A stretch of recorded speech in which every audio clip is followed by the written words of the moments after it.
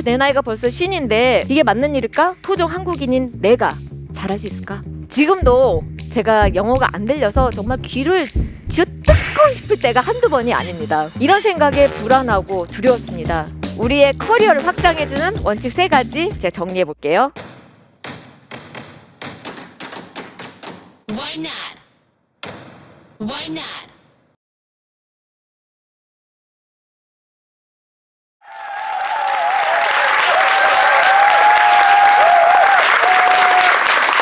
안녕하세요. 네, 강연 제목에 얼추 나이를 공개하곤 영회한 50살의 실리콘밸리로 간 15년차 구글러 정김경숙입니다. 보시는 것처럼 약간 믿기 어려우시겠지만 제가 50이 넘었답니다. 그리고 또 정말 믿기 어려우시겠지만 제가 초, 중, 고를 통틀어서 반장, 부반장, 심지어 줄반장도 해보지 못했습니다. 그런데 사람들이 정말 절대 못 믿는 게 또 하나 있는데요. 제가 28살까지 트리플 A형 극소심 성격의 소유자로 수업 시간은커녕 작은 모임에서조차 말 한마디 못했던 사람입니다. 믿기 어려우시죠?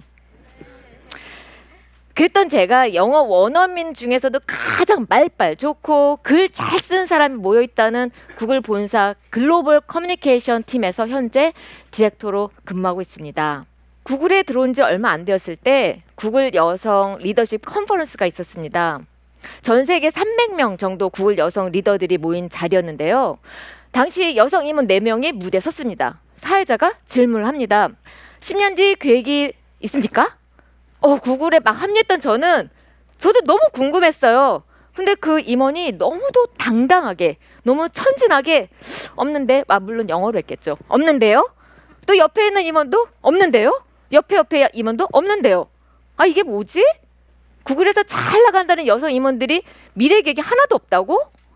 그런데 더 제가 정말 놀라웠던 거는 그걸 전혀 창피해하지 않는 거였습니다. 저는 완전 충격을 먹었습니다. 그리고 세월이 흘러 저는 지금 10년 전에 전혀 계획하지 않았던 이 자리에 와 있습니다. 제가 구글 본사 글로벌 커뮤니케이션 팀에서 근무하리라고는 전혀 생각도 못 해봤습니다. 한국 은퇴 평균 연령 몇 세인지 아십니까? 49.3세. 네, 49.3세입니다. 근데 저는 쉰이 되었을 때 실리콘밸리로 왔습니다.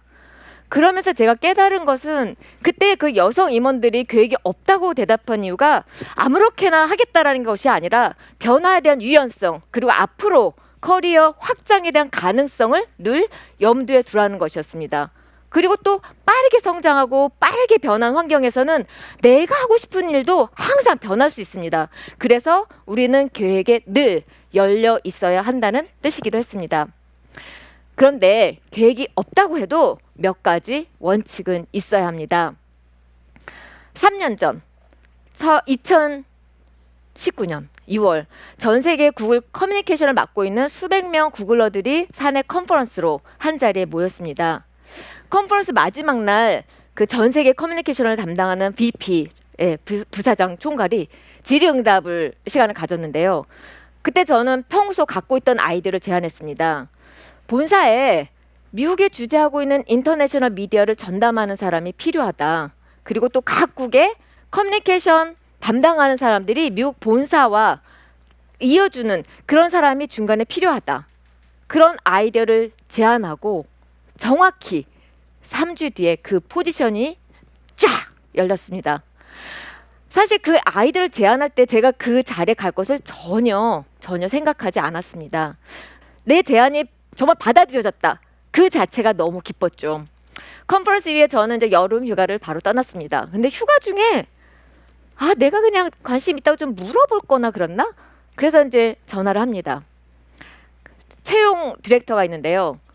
그래서 내가 관심 있는데 직급이 좀 안 맞아서 땡땡땡 했더니 아니 로이스 너 관심 있었어? 네가 올 거면 역할을 넓히고 디렉터로 더 큰일 하면 되잖아. 사람도 와서 뽑으면 되잖아. 그리고 정말 놀랍게도 바로 그렇게 채용이 확정되었습니다. 그런데 채용이 확정되니까 이제 여러 가지 생각이 저를 잡아 끕니다. 내 나이가 벌써 쉰인데 완전 새로운 곳에 가서 팀원 하나 없이 바닥부터 시작해야 된다고? 이게 맞는 일일까? 그리고 게다가 인터내셔널 커뮤니케이션은 영어 원어민도 힘들다는 그런 자리인데 토종 한국인인 내가 잘할 수 있을까? 괜히 가서 망신만 당하고 제 커리어 경력, 30년 경력에 5점만 남긴 게 아닐까? 이런 생각에 불안하고 두려웠습니다. 자신감도 쑥 들어갔습니다. 그때 저에게 용기를 준 말이 영화 스타워즈에서 이제 레아 공주를 맡은 배우가 한 말인데요. 두렵겠지만 일단 해보라. 중요한 것은 행동이다. 자신감이 생길 때까지 기다릴 필요가 없다. 그냥 하면, 일단 하면 자신감은 따라온다. 그리고 또 제 후배들이 저한테 로이스님은 자리를 만들어 가시네요. 이거 처음 봐요. 이렇게 말해준 것들이 저한테 큰 용기가 되었습니다. 수백 명이 모이는 구글 내부 행사를 가면 종종 사회 보는 사람이 운동선수 했던 사람 손들어 보세요. 뭐 일어나 보세요라고 합니다. 그러면 대개 20명 정도 우수수 일어납니다. 학교 대표, 주 대표. 그런데 가끔 국가대표, 올림픽에 나갔던 국가대표 선수도 꽤 있습니다. 사실 신기한 게 우리나라에서는 운동선수를 한 다음에 보통 운동에 관련된 그런 데서 이제 일을 하시죠. 그런데 이분들이 커리어를 바꿔서 구글 안에서 커리어를 이어나가시더라고요. 그리고 또 출장을 가면 구글러들은 정말 목숨을 걸고 운동해요. 아침에 뛰러 나가고 요가하고 저녁 늦게까지 일을 했거든요. 알거든요. 그렇게 정말 구글러들의 체력은 한가닥합니다. 30대 중반까지는 깡으로 악으로 버틸 수 있습니다. 혹시 그런 분 계신가요? 뭐 체력 관리를 안 해도 여차저차 돌아갑니다. 근데 불규칙한 하루 일과 연이어지는 야근, 또 상사나 일에서 받는 스트레스, 그럼 우리 몸이 먼저 압니다. 회사 오면 100% 집중력을 발휘하지 못합니다. 당연히 일 효율도 떨어집니다. 물론 우리 모두 운동을 해야 한다는 건 압니다. 그런데 운동을 꾸준히 하기는 참 쉽지 않습니다. 그래서 저 같은 경우는 재미있는 혹은 다른 사람들이 잘 안 하는 운동을 택했습니다. 40살, 10 몇 년 전. 다들 골다공증을 챙겨야 할 나이에 저는 검도를 시작합니다. 매일 아침 검도문을 따고 들어가고 연습을 합니다. 10년을 했고요. 또 검도 4단이 되었습니다. 다들 저를 사범님이라고 부릅니다.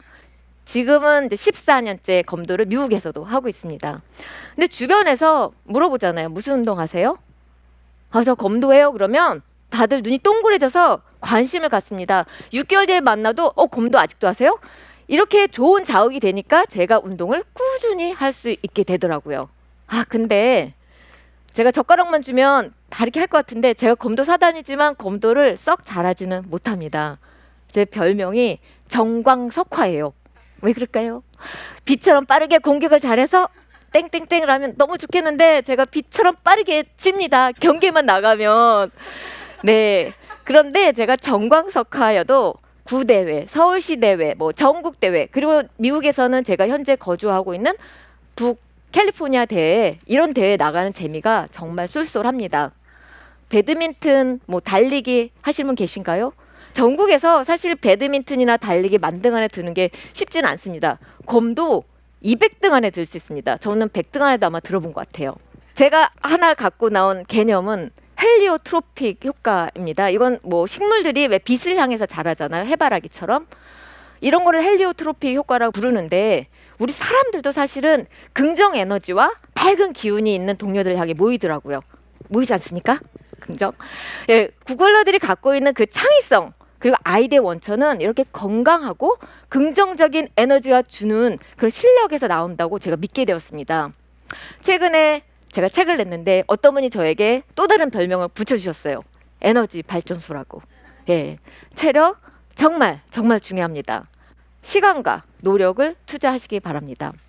30대 초반에 그래서 달리기를 시작했고 검도도 하고 마라톤 풀코스도 달리고 스노우보드도 하고 인라인 스케이팅도 하고 트레킹도 가고 백패킹도 하고 숨차라. 최근에는 제가 50살에 수영을 마스터했습니다. 그런데 제가 취미가 한 가지 더 있어요. 뭘까요? 제가 콜렉터입니다. 콜렉터. 뭘 수집할까요? 제가 수집을 하는 게 학위입니다. 근데 이게 스펙을 위해서 제가 수집하는 건 아니고요. 어쩌다 보니까 제가 석사, 박사, 대학원 5개를 다녔더라고요. 그래서 MBA 경영대학원, 언론홍보대학원, 이비즈니스학과 경영대학원, 정책대학원, 그리고 디지털 문화정책 박사과정도 있었습니다. 그리고 지금은 미국에 와서는 2년 과정의 최고 커뮤니케이션 오피서라고 해서 CCO 과정도 듣고 있습니다. 저는 새로운 일을 이렇게 맡을 때마다 내가 과연 할 수 있을까라고 스스로 의심하는 대신에 뭐 공부하면 되지 뭐 라고 생각합니다. 공부를 다 끝내고 일을 하는 게 아니라 배우면서 일을 하고 또 그 배운 것을 일에 적용하고 있습니다. 여기 오신 분들 이런 느낌 드신 적 있으신가요? 저금 통장에서 돈을 야금야금 빼쓰는 것처럼 내 안에 있는 능력과 에너지를 빼쓰고만 있는 느낌. 회사는 20% 매출 성장을 했는데 왜 난 그대로이지? 이런 느낌. 이런 느낌이 든다면 배워서 채워야 합니다. 성장은 일을 잘한다고 저절로 이루어지진 않습니다. 이 에너지의 고갈이 되는 번아웃, 또 무력감의 보호아웃, 이런 거는 직장생활 하면서 피할 수는 없습니다. 그래서 제가 제안드리는 거는 꼭 대학원이 아니더라도 자기만의 채우는 시스템을 만들기를 권합니다. 그래서 우리의 커리어를 확장해주는 원칙 3가지 제가 정리해 볼게요.